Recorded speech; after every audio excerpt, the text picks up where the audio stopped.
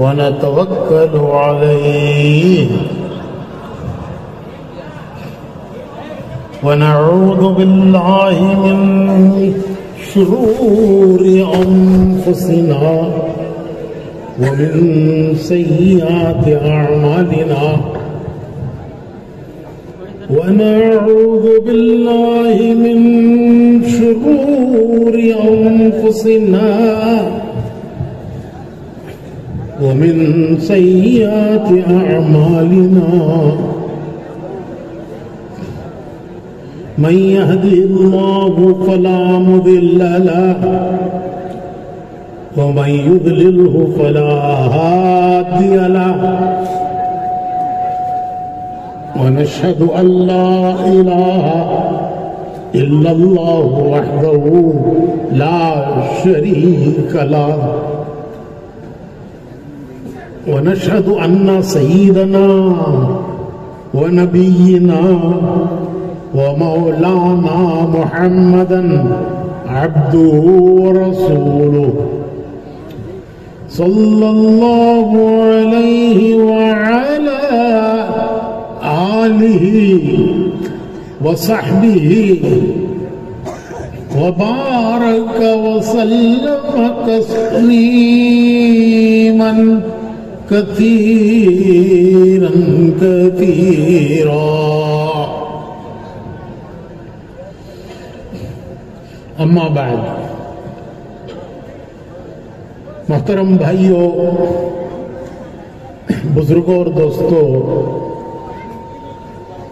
اللہ رب العزت نے ہر انسان کو اس دنیا میں ایک مختصر زندگی دی ہے۔ ہر ایک کو اللہ نے اس دنیا میں ایک مختصر وقت کے لیے بھیجا ہے۔ یہ زندگی کتنی مختصر ہے آج انسان کو سمجھ میں نہیں آتا۔ وہ ایک غفلت میں جی رہا ہے، ایک غفلت ہے، غفلت۔ اس کے سامنے آگے کی منزلیں نہیں ہیں، وہ غفلت میں زندگی گزار رہا ہے۔ جب زندگی ختم ہوگی، جب موت کا وقت آئے گا، تو ہر انسان یہ محسوس کرے گا کہ میں اس دنیا میں تھوڑی دیر کے لیے آیا تھا۔ 100 سال کی زندگی اگر کسی کو ملی ہے تو وہ 100 سال اسے موت کے وقت پر ایسے لگے گے کہ ایک دن تھا یا ایک دن کا کچھ حصہ تھا۔ حضور اکرم صلی اللہ علیہ وسلم ارشاد فرماتے ہیں کہ موت کے وقت ہر آدمی یوں محسوس کرے گا کہ وہ دنیا میں تھوڑی دیر کے لیے آیا تھا۔ قرآن کریم میں اللہ نے فرمایا ہے کہ موت کے وقت ہر انسان کو یوں لگے گا کہ وہ اس دنیا میں تھوڑی دیر کے لیے آیا۔ حضور فرماتے ہیں کہ دنیا کی زندگی آخرت کے مقابلے میں ایک زندگی ہے، مرنے کے بعد آنے والی ہے، اسے آخرت کہتے ہیں۔ موت کے بعد ایک زندگی ہے، موت خاتمہ نہیں ہے، موت پر انسان ختم نہیں ہوتا، وہ دنیا سے آخرت میں چلا جاتا ہے، وہ دنیا سے آخرت میں منتقل ہوتا ہے۔ وہ ایک زندگی ہے، ہمارا اس پر ایمان ہے کہ مرنے کے بعد ہم پھر اٹھائے جائیں گے۔ دنیا کی زندگی ختم نہیں ہے، روح کو موت نہیں ہے، انسان کی روح اسے موت نہیں ہے، وہ ایک عالم سے دوسرے عالم میں آتی ہے۔ جب بچہ ماں کے پیٹ میں اس کا جسم بن جاتا ہے پوری طرح سے، تو فرشتہ روح لاتا ہے۔ روح دنیا کی چیزوں سے نہیں بنی، جسم بنا، جو کچھ ماں باپ نے کھایا اس سے جسم بنا، لیکن روح وہ دنیا کی کوئی چیز اس کے بننے میں، اس روح کے بننے میں دنیا کی کوئی چیز استعمال نہیں ہوگی، وہ ایک اللہ کا امر ہے۔ فرشتہ لایا، اللہ کے خزانے سے لایا، اور جب جسم مکمل ہو گیا تو وہ روح اس کے جسم میں ڈال گیا، اور ساتھ ساتھ یہ لکھ گیا کہ اس کی واپسی کی ڈیٹ کیا ہے۔ تو ہم دنیا میں ریٹرن ٹکٹ لے کے آئے ہیں، جیسے لوگ سفر کرتے ہیں، بمبئی جانا ہے، دلی جانا ہے، تو ریٹرن ٹکٹ خرید کے جاتے ہیں کہ بھئی جانے کا بھی ٹکٹ لے لو، واپس آنے کا بھی لے لو، وہاں جا کے پریشانی نہ ہو۔ تو ہم دنیا میں ایک طرف کا ٹکٹ لے کے نہیں آئے، دو طرف کا ٹکٹ ہے۔ فرشتہ جب روح ڈال کے گیا، ساتھ ساتھ اس میں یہ لکھ کے گیا کہ اس کی روح اس جسم سے کب واپس نکالی جائے گی، پھر وہ کہاں جاتی ہے؟ روح کو موت نہیں ہے، موت کہتے ہیں روح کا جسم سے الگ ہو جانا، کہ روح جسم میں سے نکال لی گئی۔ کس نے نکالی؟ ڈالنے والا بھی فرشتہ ہے، آ کر نکال لے جانے والا بھی فرشتہ ہے۔ فرشتہ آتا ہے ڈالتا ہے، فرشتہ آتا ہے نکال کے لے جاتا ہے۔ جب وہ فرشتہ نکال کے روح لے جاتا ہے تو آدمی کہتا ہے کہ ہو گیا، میری دنیا کی زندگی ختم ہو گئی، ایک کھیل تھا ختم ہو گیا، ایک خواب تھا آنکھ کھل گئی ختم ہو گیا۔ آج دنیا ایک غفلت میں زندگی گزار رہی ہے، غفلت کی زندگی۔ حضرت سیدنا علی رضی اللہ تعالی عنہ فرماتے ہیں کہ دنیا کے انسان سو رہے ہیں، موت ان کی آنکھیں کھولے گی۔ ہم سمجھتے ہیں ہماری آنکھ کھلی ہے، مرنے والے کی آنکھ بند ہوتی ہے۔ آدمی مرتا ہے، اس کے عزیز رشتہ دار اس کی آنکھیں بند کرتے ہیں۔ کبھی دیکھو مرنے والے کو کہ اس کے رشتہ دار بڑے بوڑھے گھر کے، وہ اس کی آنکھیں بند کرتے ہیں، کہ ڈراؤنا لگتا ہے۔ وہ میت کی آنکھ کھلی ہوئی ہو تو ڈرانا لگتا ہے، اس کی آنکھ بند کرتے ہیں۔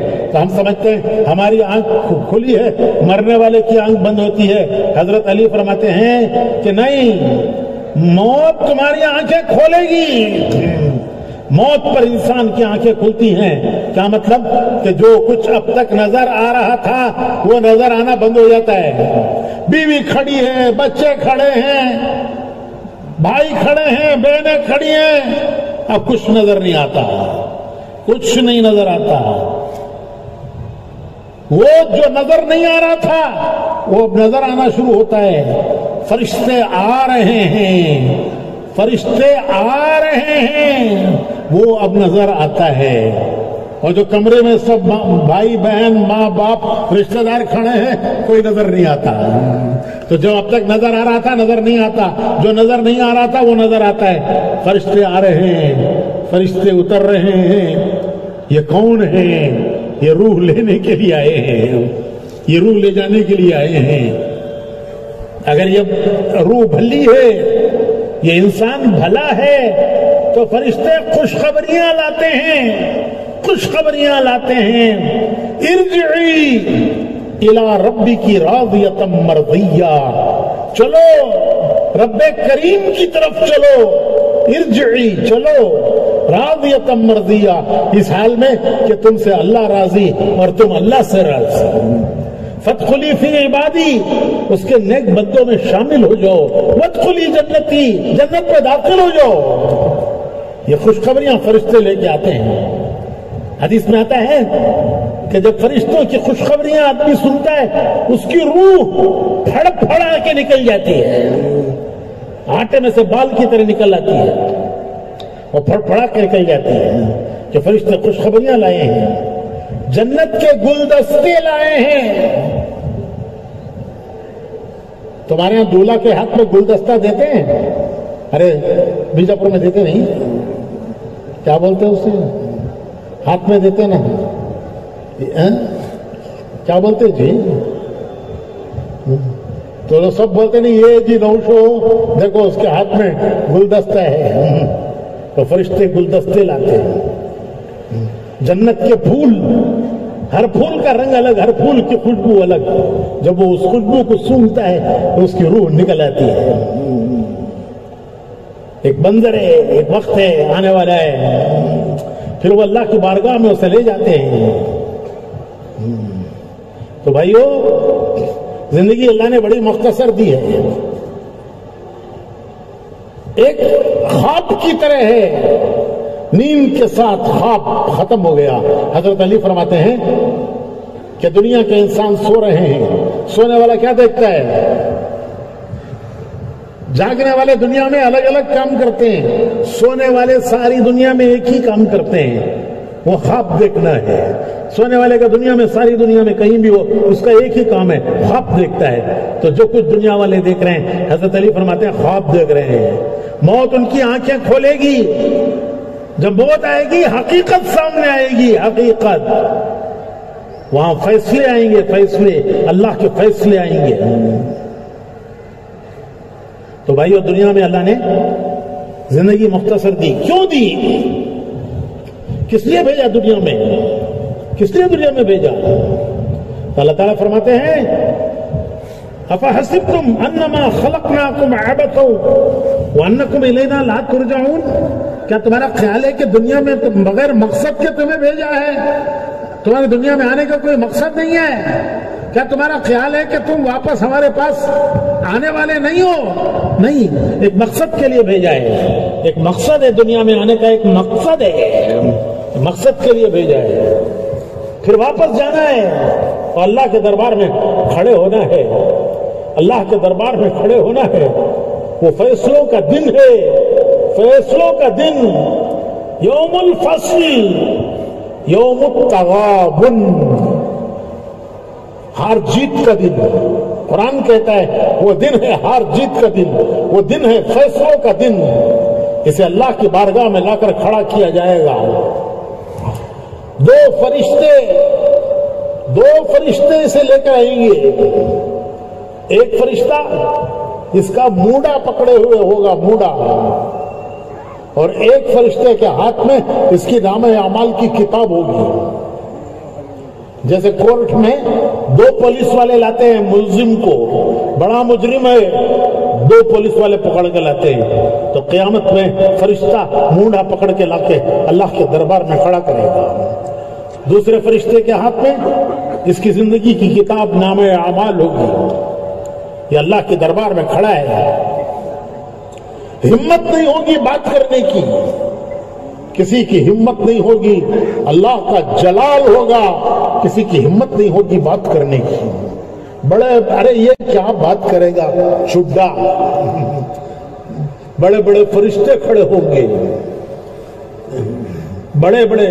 یوم یقوم الروح والملائکۃ صفا لا یتکلمون الا من اذن له الرحمن وقال صوابا. بڑے بڑے فرشتے کھڑے ہوں گے، ان کو ہمت نہیں ہوگی بات کرنے کی. اللہ کا جلال ہوگا، فرشتوں کو ہمت نہیں ہوگی. یہ کیا بات کرے گا اس دن؟ یوم یقوم الروح والملائکۃ صفا، صفے بنا کے ملائکہ کھڑے ہوں گے. کسی کو ہمت نہیں ہوگی بات کرنے کی سوائے اس کے جس کو اللہ اجازت دے. یہ کھڑا ہے. زمین سے آوازیں آئیں گی، زمین سے آوازیں آئیں گی. زمین بولنا شروع کرے گی، زندگی بھر کی اس کی کارگزاری سنائے گی کہ اس نے بچپن سے لے کر مرنے تک کیا کیا. یہ خاموش کھڑا ہے، حیران حیران.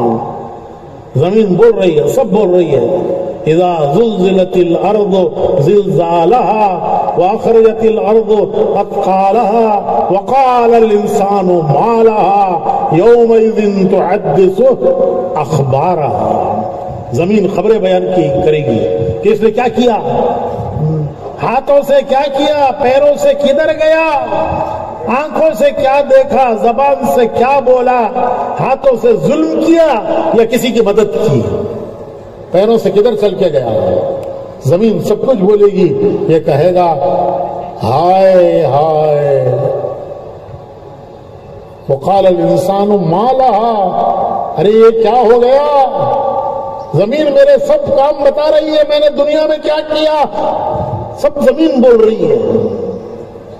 یومئذ تحدث اخبارها. زمین بول چکی، سب پوری زندگی کے کام سنا چکی.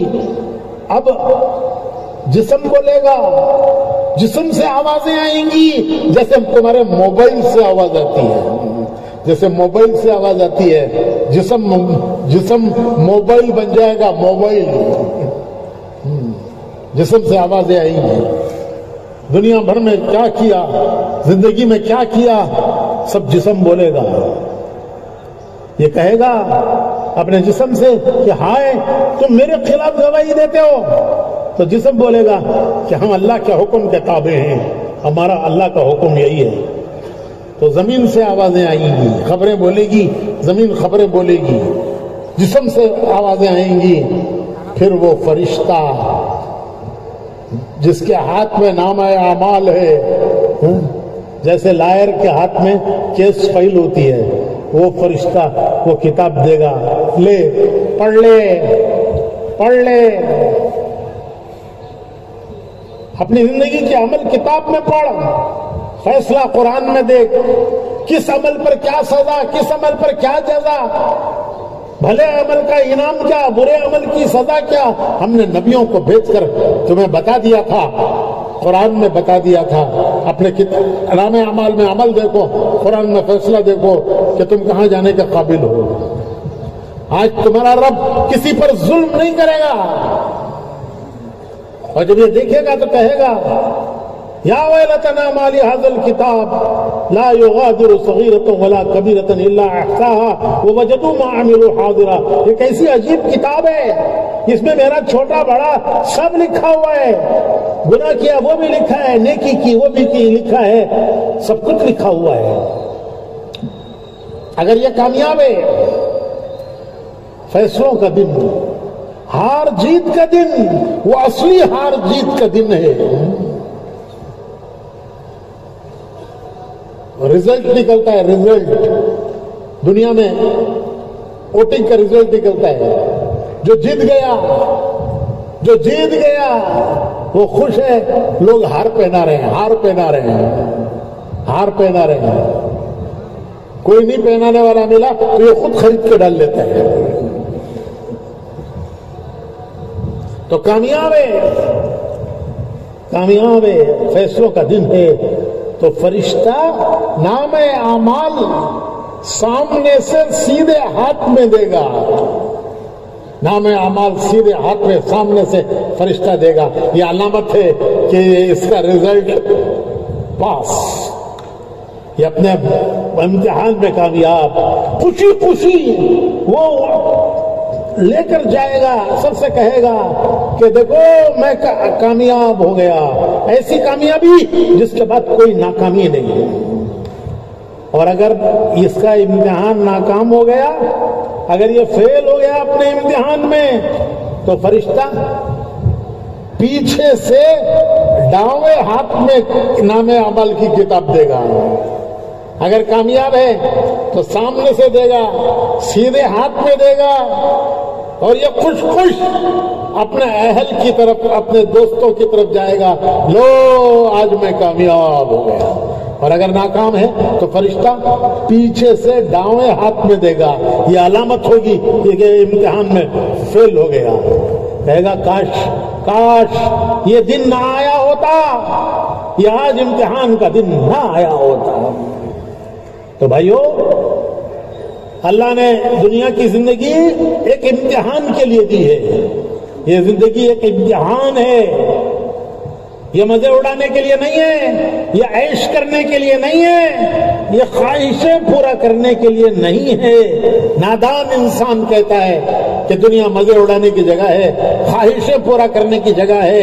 نبی کہتے ہیں کہ یہ خواہشیں پورا کرنے کی جگہ نہیں ہے، یہ امتحان کی جگہ ہے۔ ہر ایک کو اللہ نے دنیا میں امتحان دینے کے لیے بھیجا ہے، غریب کا بھی امتحان ہے، امیر کا بھی امتحان ہے، نیک آدمیوں کا بھی امتحان ہے، گناہگاروں کا بھی امتحان ہے۔ یہ نہیں صرف گناہگاروں کا، نیکوں کا بھی امتحان ہے، گناہگاروں کا بھی امتحان ہے، غریب کا بھی امتحان ہے، امیر کا بھی امتحان ہے۔ کبھی خوشیاں دیتے ہیں، امتحان لیتے ہیں، کبھی غم دیتے ہیں، امتحان لیتے ہیں، کبھی صحت دیتے ہیں، امتحان لیتے ہیں، کبھی بیماریوں میں ڈالتے ہیں، امتحان لیتے ہیں۔ انسان کا ہر حال اس کا امتحان ہے، خوشی بھی امتحان ہے، غم بھی امتحان ہے، جوانی بھی امتحان ہے، بڑھاپا بھی امتحان ہے، مالداری بھی امتحان ہے، غریبی بھی امتحان ہے۔ حالات سے گزارتے ہیں، نیکوں کو بھی امتحان لیتے ہیں، گناہگاروں کا بھی لیتے ہیں۔ ارے نبیوں کا امتحان لیا، نبیوں کا، وہ اللہ کے محبوب بندے، اللہ کے سب سے پیارے بندے حضرت ابراہیم علیہ السلام اللہ کے خلیل ہیں۔ اللہ نے ان کو اپنا دوست پکارا کہ ابراہیم، زمین پر میرا دوست ابراہیم۔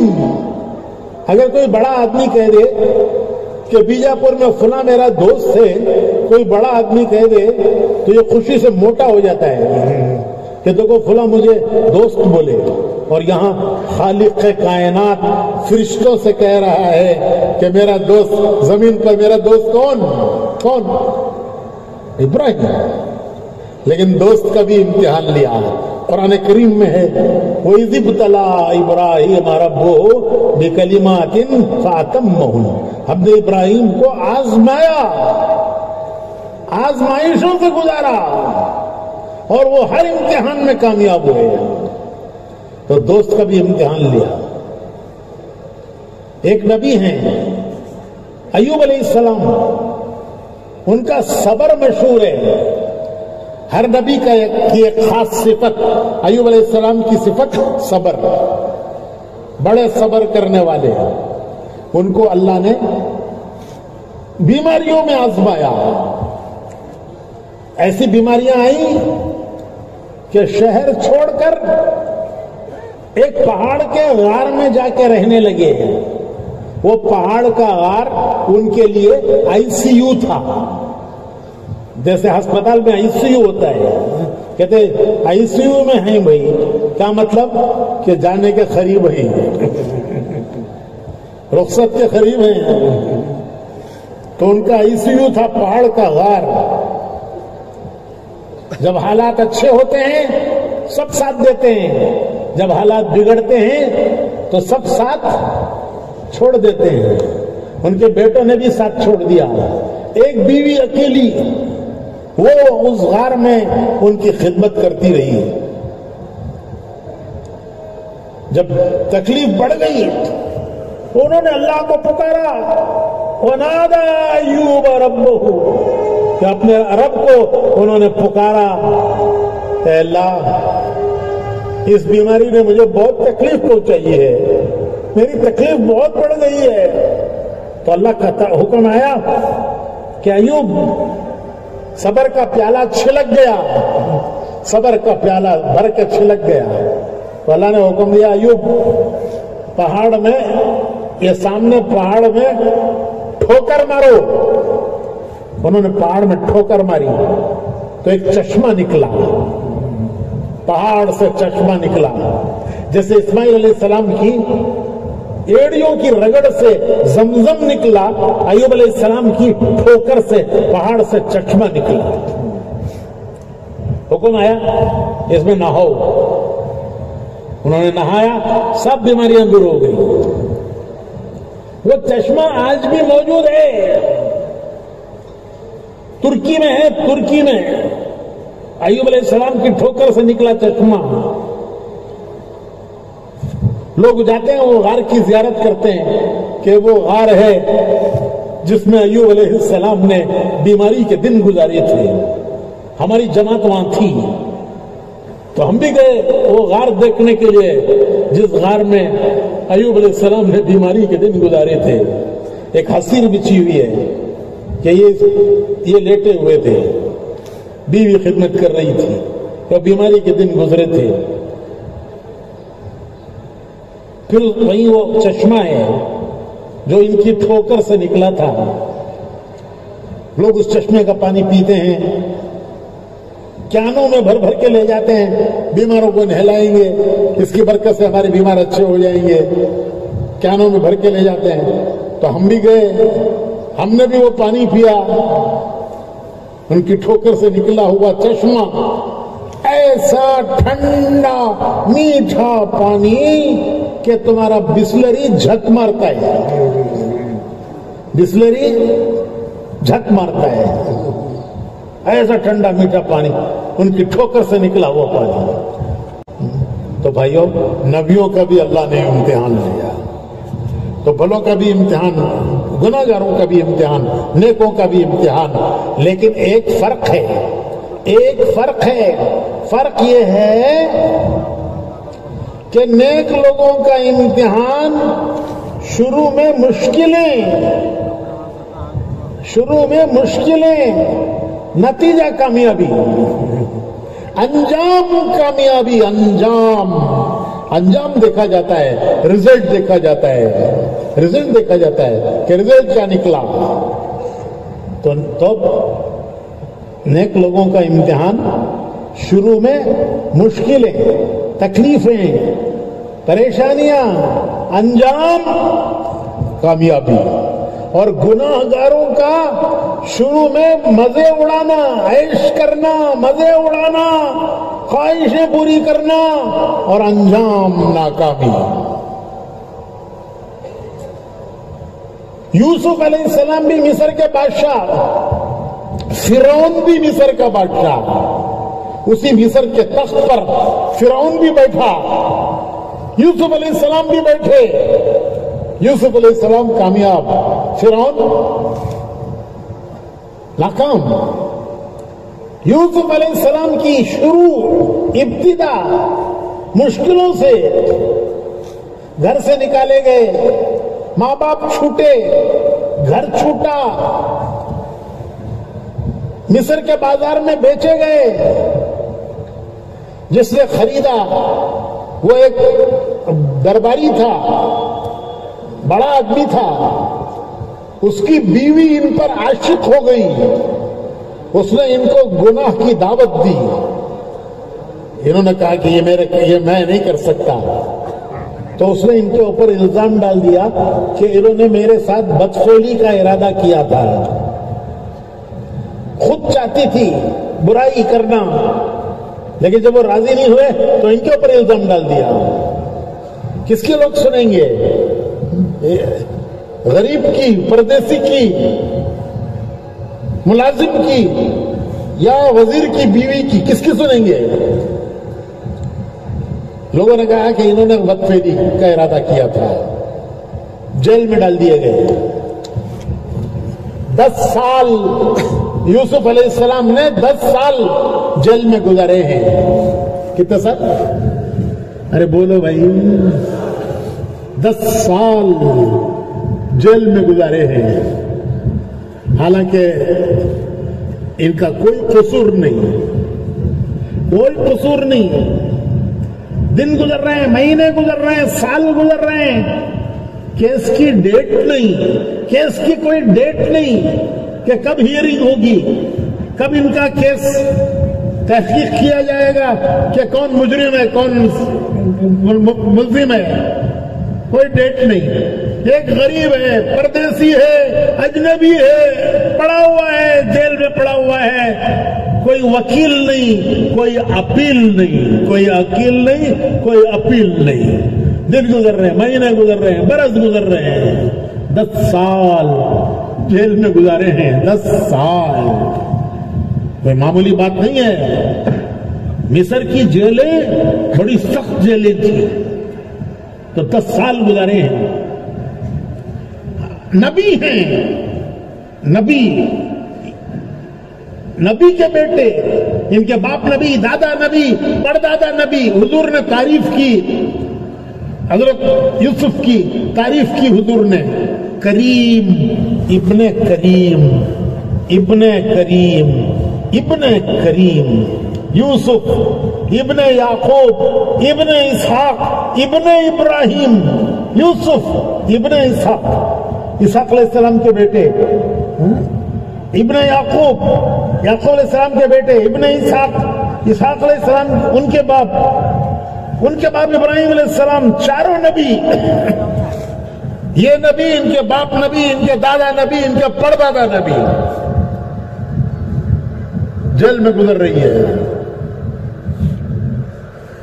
تو ابتدا حضور نے فرمایا کہ جنت کا راستہ مشکلوں کا راستہ ہے.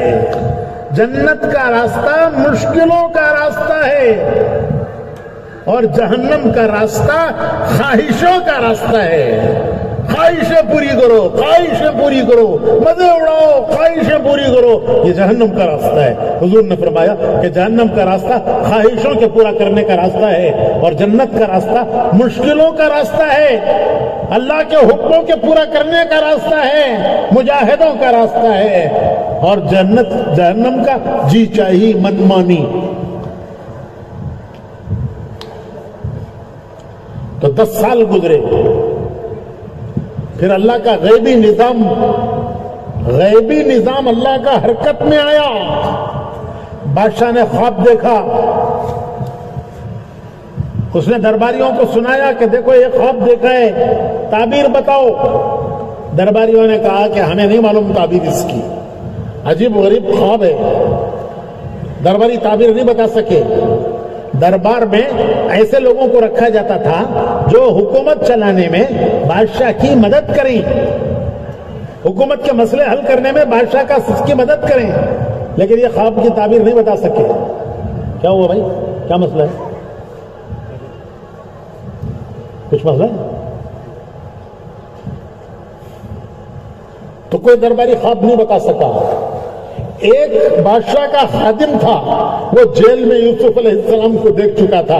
اس نے کہا کہ جیل میں ایک بزرگ ہے، ایک بزرگ شخصیت ہے، وہ خامخواہ جیل میں ڈالی گئی ہے، وہ خواب کی تعبیر بتاتے ہیں، میری تعبیر انہوں نے بتائی، وہ صحیح نکلی۔ بادشاہ نے کہا جلدی لاؤ ان کو جلدی لاؤ۔ وہ دوڑا ہوا آیا کہ بادشاہ بلا رہے ہیں۔ بادشاہ نے خواب دیکھا، تعبیر نہیں معلوم ہو رہی ہے، درباری کوئی تعبیر نہیں بتا سکا، آپ کو بادشاہ بلا رہے ہیں۔ یوسف علیہ السلام نے فرمایا کہ پہلے میرے الزام کی تحقیق کرو کہ میرے اوپر کیا الزام ہے، مجھے کیوں جیل میں ڈالا ہے، میرا کیا جرم ہے، میرا جرم بتاؤ، تحقیق کرو پہلے۔ میں جرم کے ساتھ، الزام کے ساتھ حکومت میں نہیں آنا چاہتا۔ میں حکومت میں آؤں، میرے پر الزام ہو، میں الزام کے ساتھ حکومت میں نہیں آنا چاہتا، پہلے تحقیق کرو۔ تحقیق کی تو نتیجہ نکلا کہ جس نے الزام لگایا وہ خود مجرم تھی، اور یہ پاک تھے، ان کا دامن پاک تھا۔ پھر بادشاہ نے پوچھا خواب کی تعبیر بتاؤ، انہوں نے تعبیر بتائی۔ تعبیر یہ بتائی کہ 7 سال زبردست فصل ہوگی، اس کے بعد کے 7 سال قحط آئے گا۔ پہلے 7 سال فصل، بعد کے 7 سال قحط۔ پہلے 7 سالوں میں جو فصل ہو، زبردست فصل، بمپر کراپ، اس کو بچا کے رکھو آنے والے 7 سال کے لیے۔ ترکیب بتائی کہ دانوں کو بھٹے میں سے نہ نکالو، دانوں کو بالیوں میں سے نہ نکالو، اسی میں رہنے دو، تھوڑا تھوڑا جتنی ضرورت ہے اتنا نکالو، باقی بالیوں میں رہنے دو۔ اور جب 7 سال کے بعد پھر قحط آئے گا تو پھر یہ 7 سال کا بچا ہوا وہ اگلے 7 سال کام آئے گا، اور 14 سال کے بعد پھر بارشیں ہوں گی، اس وقت بیج بونے کے لیے تمہارے پاس بیج بھی ہونا چاہیے۔ تو بادشاہ نے کہا کہ یہ میرے بس کا نہیں ہے، یہ 14 سال کا پلان، 7 سال کی فصل، 7 سال کا قحط، اس کے بعد بونے کے لیے بیج، یہ 14-15 سال کا یہ پلان، یہ میرے بس کا نہیں ہے، تم کر سکتے ہو؟ تو کہنے لگے انی حفیظ علیم، میں جانتا ہوں، میں کر سکتا ہوں۔ تو بادشاہ نے کہا لو حکومت سنبھالو، لو حکومت سنبھالو۔ تو قید خانے سے نکال کر حکومت حوالے کر دی۔ بادشاہ نام کا تھا اور اصل حکومت یوسف علیہ السلام کی تھی۔ 14 سال، 7 سال جو قحط کے آئے ہیں، زبردست قحط آیا، پورے عرب میں قحط آیا، صرف مصر میں اناج ملتا تھا، سارا عرب اناج لینے کے لیے مصر آتا تھا۔ تو ان کے وہ بھائی بھی آئے جن بھائیوں نے ان کو گھر سے نکالا تھا، وہ بھائی آ کے کھڑے ہوئے، یوسف علیہ السلام پہچان گئے یہ میرے وہ بھائی ہیں جنہوں نے مجھے گھر سے نکالا، ماں باپ سے جدا کیا، وہ میرے یہ بھائی آ کے کھڑے ہیں۔ انہوں نے آ کر ان کے دربار میں اپنی مصیبت بیان کی۔ کہ بادشاہ، ان کو کیا معلوم یہ میرا بھائی یوسف ہے. یہ پہچان گئے یوسف علیہ السلام بھائیوں کو، بھائیوں نے نہیں پہچانا. تو بھائی کہنے لگے کہ بادشاہ قحط پڑا ہے، ہم پر بڑی مصیبت آئی ہے، ہمارے گھر کا سب بک گیا، کھانے کے لیے ہمارے پاس کوئی چیز کھانے کے لیے نہیں رہی، ہم بڑی مصیبت کے مارے ہوئے ہیں. حالانکہ یہ نبی کا گھر ہے، نبی کا گھر، وہاں یعقوب علیہ السلام نبی موجود ہیں اس گھر میں. تو انہوں نے آ کر کہا یوسف علیہ السلام سے کہ بادشاہ ہم پر بڑی مصیبت آئی ہے، قحط پڑا ہے، ہمارا اناج ختم ہو گیا، کھانے کی کوئی چیز رہی نہیں، جو گھر میں جانور تھے گائے بکریاں وہ بھی کھا گئے. اب آپ سے مدد لینے آئے ہیں، آپ سے رحم کی اپیل کرنے آئے ہیں کہ ہمیں کھانے کے لیے اناج دے دیجئے. اور یہ گھر کے برتن لائے ہیں کہ ہمارے پاس اناج کی قیمت بھی نہیں ہے، آپ اناج دیں گے تو اس کی قیمت بھی دینے کے لیے ہمارے پاس نہیں ہے. یہ گھر کے سامان ہیں جو ہم اکٹھا کر کے لائے ہیں، یہ قیمت نہیں ہے، اس کو آپ قیمت نہ سمجھیں، ہمارے پاس جو ہے ہم نے دے دیا ہے، اناج آپ دئیے تو آپ کا احسان ہوگا. یوسف علیہ السلام نے اناج دیا، پھر اگلے سال بلایا اور اگلے سال بتا دیا کہ میں یوسف ہوں، میں یوسف ہوں. وہ حیران رہ گئے کہ یہ وہ یوسف ہے جس کو ہم نے گھر سے نکالا تھا. تو یوسف علیہ السلام نے کہا کہ تم سب معاف ہو، تم سب معاف ہو. ایک لمحے میں سارے بھائیوں کو معاف کر دیا کہ تمہارا سب قصور معاف. تو بھائیوں میں کہہ رہا تھا کہ نیک لوگوں کا ابتدا ان کی مشکلوں سے ہے، پریشانیوں سے ہے، مجاہدوں سے ہے، اور انتہا کامیابی، انتہا کامیابی. اور گناہگاروں کی ابتدا خواہشات پورا کرنا، مزے اڑانا، جی چاہی بنمانی، اور انتہا ناکامی. تو مصر کے تخت پر فرعون بھی بیٹھا، مصر کے تخت پر یوسف علیہ السلام بھی بیٹھے، دونوں مصر کے تخت پر بیٹھے. یوسف علیہ السلام کامیاب، فرعون ناکام. فرعون کی ابتدا منمانی، جی چاہی، اور یوسف علیہ السلام کی ابتدا مشکلیں، پریشانیاں، لیکن انتہا یوسف علیہ السلام کامیاب. فرعون اپنی فوجوں ہتھیاروں کے ساتھ سمندر میں ڈوبا. میں ایک مثال دیتا ہوں سمجھنے کے لیے. پنجرا خریدتے ہیں پرندے کے لیے بھی، اور پنجرا خریدتے ہیں چوہے کے لیے بھی. پرندے کے لیے بھی پنجرا، چوہے کے لیے بھی پنجرا.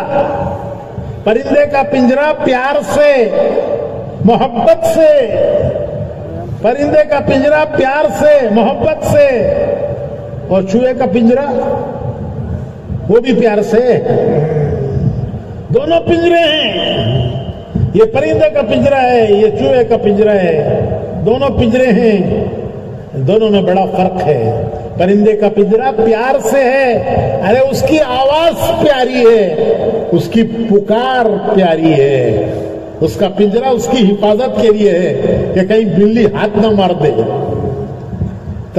طوطا، مینا، کبوتر، چڑیا پنجرا خرید کے اسے اندر بند کرتے ہیں. کیوں؟ کہ کہیں بلی ہاتھ نہ مار دے، اس کی حفاظت. اور چوہے کا بھی پنجرا، وہ بھی محبت سے، پیار سے. چوہے کا پنجرا اس کی ہلاکت، اور پرندے کا پنجرا اس کی حفاظت. پرندے کا پنجرا حفاظت کے لیے، چوہے کا پنجرا ہلاکت کے لیے. دانا ڈالتے ہیں، دونوں کو کھانا دیتے ہیں. پرندے کو بھی دانا ڈالتے ہیں، چوہے کو بھی کھانا ڈالتے ہیں. پرندے کو کھانا ڈالتے ہیں پیار سے، اس کے ساتھ پیار ہے، پیارا ہے پرندہ. اور چوہے کو کھانا ڈالتے ہیں. ہمارے یہاں ناریل کا ٹکڑا، کھوپڑا روسٹ کرتے ہیں. روسٹ کائے کے لیے؟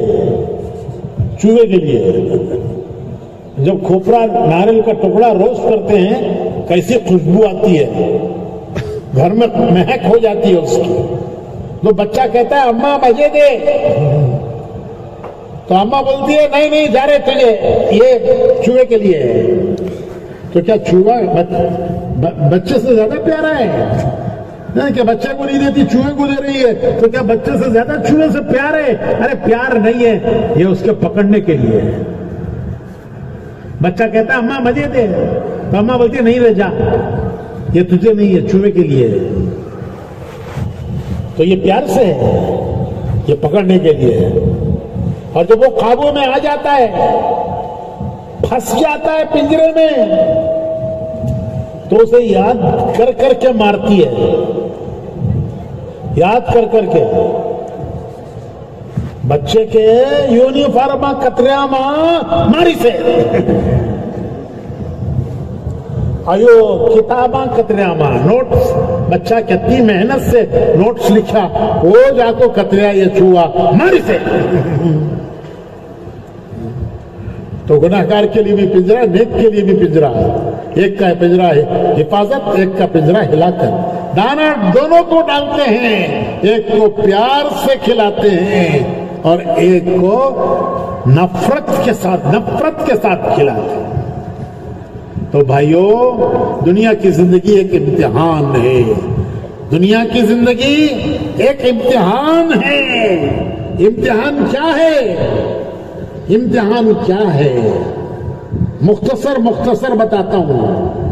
امتحان ہے کہ دنیا میں کیسے جیتا ہے. جینے کے دو راستے, دنیا میں جینے کے دو راستے, زندگی گزارنے کے دو راستے, کوئی تیسرا راستہ نہیں ہے. ہر زمانے میں دو راستے, آج بھی اور قیامت تک دنیا میں جینے کے دو راستے, جینے کے دو طریقے. ایک راستہ وہ کریں گے جو ہمارا جی چاہتا ہے, من مانی جی چاہی, جو جی چاہے گا وہ کریں گے, من مانی جی چاہی, خواہشات کا راستہ. اور دوسرا راستہ لا الہ الا اللہ محمد رسول اللہ. یہ راستہ ہے ہمارا. ہمارے کانوں میں سب سے پہلے اذان دی گئی ہے. مسلمان کے گھر جب بچہ پیدا ہوتا ہے تو سب سے پہلا کام اس کے ایک کان میں اذان دیتے ہیں, ایک کان میں اقامت پڑھتے ہیں. یہ مسلمان کے گھر بچہ پیدا ہوا ہے, پہلا کام کیا کریں گے؟ ارے بچہ پیدا ہوگا تو پہلا کام کیا کریں گے؟ اس کے ایک کان میں اذان دیں گے, اس کے ایک کان میں اقامت پڑھیں گے کہ دیکھ تیرے جینے کا یہ راستہ ہے, یہ تیرے جینے کا راستہ ہے. تو دنیا میں آیا ہے, کیسے جیے گا, کیسے زندگی گزارے گا؟ تیرے جینے کا یہ راستہ ہے. یہ دستور ہے, دستور. ہماری انجمن کا دستور, ہمارے گاؤں کا دستور, ہماری جماعت کا دستور, ہمارے ملک کا دستور, یہ مسلمان کا دستور ہے کہ اسے ایک کان میں اذان پڑی گئی, ایک کان میں. یہ کہاں سے آیا؟ یہ کہاں سے آیا؟ حضور اکرم صلی اللہ علیہ وسلم کے دونوں نواسے حضرت امام حسن اور حضرت امام حسین رضوان اللہ تعالی علیہم اجمعین, جب دونوں نواسے حضور کے جب پیدا ہوئے ایک کے بعد ایک, تو حضور حضرت فاطمہ کے گھر آئے, اپنی لاڈلی بیٹی فاطمہ کے گھر آئے, اور آپ نے اپنے نواسے کو گود میں لیا اور گود میں لے کر ایک کان میں اذان پڑی, ایک کان میں اقامت پڑی. اس دن سے مسلمان کے گھر بچہ پیدا ہوگا, وہ کریں گے ہم جو ہمارے پیارے نبی نے اپنے نواسوں کے ساتھ کیا, کہ ان کے گود میں لے کر ایک کان میں اذان پڑی, ایک کان میں اقامت پڑی. یہ کیا ہے؟ یہ کیا ہے؟ یہ جینے کا دستور ہے کہ بیٹا تو دنیا میں آیا ہے, کیسے جیے گا, تو اللہ کو بڑا مان کے جیے گا. اللہ اکبر اللہ اکبر 4 مرتبہ اللہ اکبر, تو اللہ کو بڑا مان کے جیے گا. اشہد ان لا الہ الا اللہ, سب کچھ اس کے ہاتھ میں ہے. اشہد ان محمد رسول اللہ, کامیابی حضور کے راستے میں. حی علی الصلاۃ, اللہ کا حکم پورا کر. حی علی الفلاح, حکم پورا کرنے میں کامیابی ہے. علماء نے لکھا ہے کہ حی علی الصلاۃ کے معنی نماز کے لیے بلانا ہے, لیکن اصل میں اس کے اندر کے معنی یہ ہیں کہ اللہ کا حکم پورا کر, تیری کامیابی حکم پورا کرنے میں ہے. تو بچے جب پیدا ہوتے ہی, ارے ہم دنیا میں آئے ہیں, سب سے پہلے ہمارے کانوں میں اللہ کا نام پڑا ہے. یہ ہمارا دستور ہے, ہمارے جینے کا یہ راستہ ہے, یہ طریقہ ہے, یہ ہمارا راستہ ہے. یہ امتحان ہے, یہ امتحان ہے غریب کا بھی, امیر کا بھی, مزدور کا بھی, مالک کا بھی, کاشتکار کا بھی, کاروباری کا بھی. کیا میں دستور ہے کہ یہ کیا کرتا ہے؟ وہ کرتا ہے جو جی چاہتا ہے, یا وہ کرتا ہے جو اللہ بتا رسول سے اس کے رسول بتاتے ہیں. ہم نے عہد کیا ہے, ہم نے عہد کیا ہے, ہمارا عہد ہے لا الہ الا اللہ محمد رسول. یہ کیا ہے؟ یہ راستہ ہے ہمارا.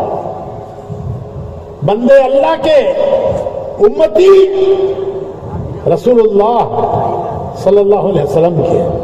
لا الہ الا اللہ, ہم بندے ہیں اللہ کے, وہ ہمارا رب ہے, ہم اس کے بندے ہیں.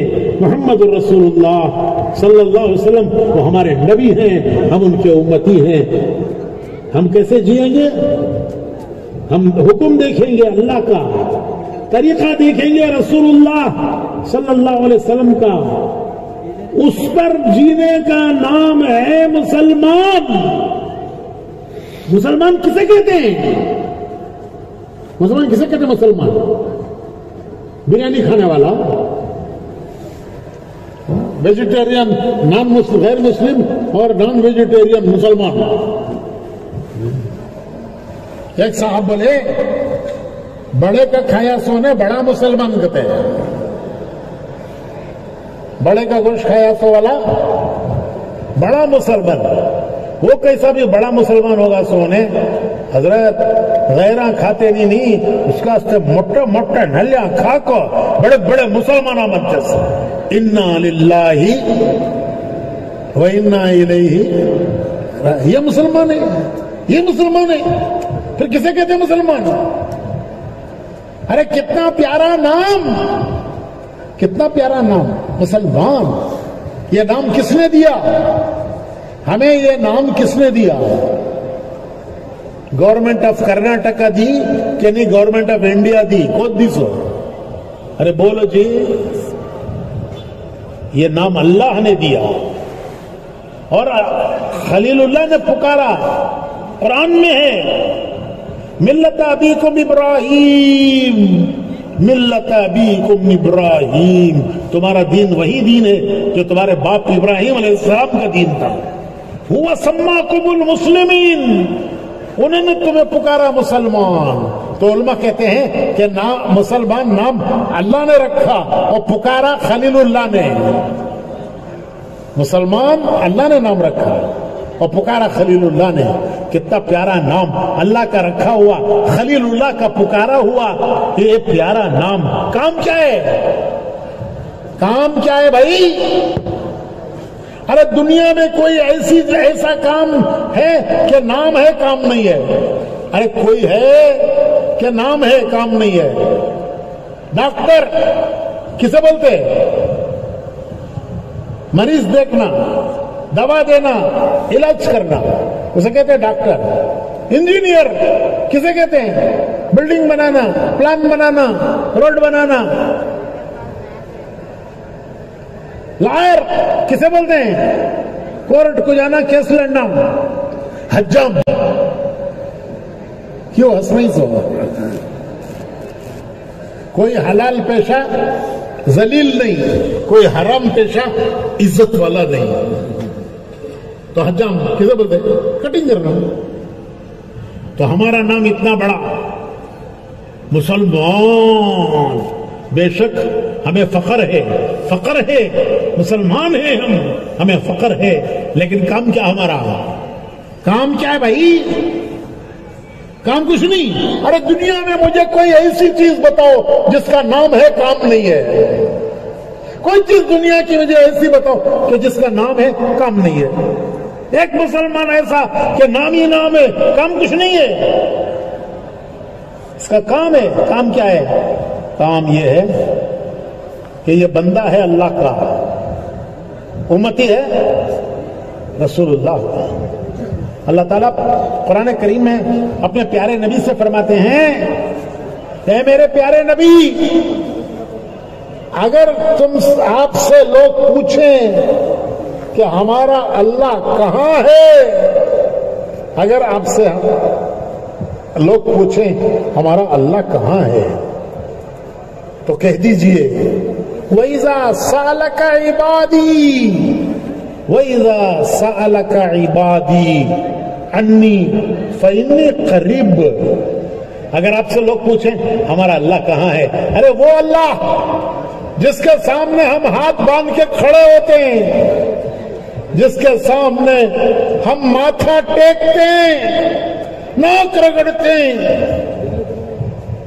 ہاتھ پھیلا کر بھیک مانگتے ہیں، دامن پسارتے ہیں، وہ ہمارا اللہ وہ کہاں ہے؟ تو میرے پیارے نبی، اگر لوگ آپ سے پوچھے تو کہہ دیجئے کہ وہ تمہارے قریب ہے، قریب.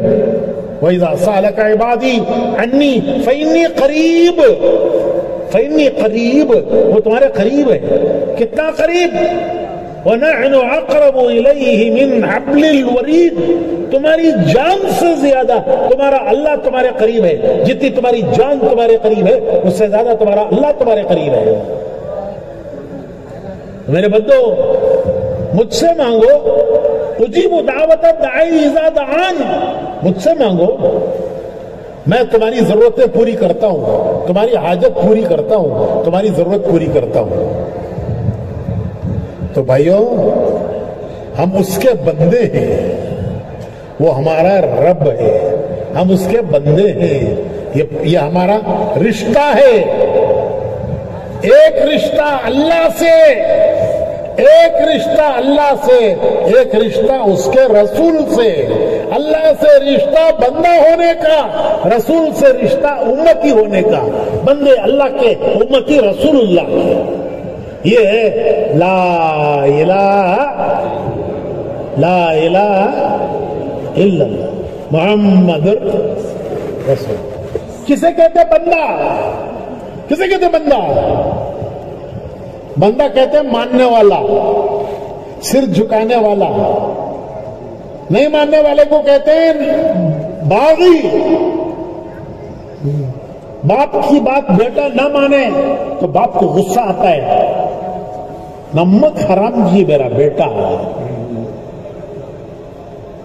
میں کیا کی بولا تو انہیں کیا کی کرتا ہے، ایسا کر کے تو الٹا کرتا ہے. نمک حرام جی انہیں میرا بیٹا. ارے میرے بھائیو، جس اللہ نے سب کچھ دیا، دیکھنے کے لیے آنکھیں دی، ورنہ دنیا اندھیرا ہوتی، بولنے کے لیے زبان دی ورنہ ہم اپنی بات کہہ نہ پاتے. چلنے کے لیے پیر دیے، کام کرنے کے لیے ہاتھ دیے، دماغ دیا، بھلا بھلا سمجھنے کے لیے سب کچھ اسی کا دیا ہوا ہے. ناخن سے لے کر بالوں تک اسی کا سب کچھ دیا ہوا ہے. اس کا کوئی حق نہیں ہے. اسی کا حق ہے لا الہ الا اللہ، کہ وہ ہے مالک، ہم ہیں بندے. بندہ کہتے ہیں ماننے والا. بندہ کہتے ہیں، بولو جی، جس کی مانتا ہے اس کا بندہ.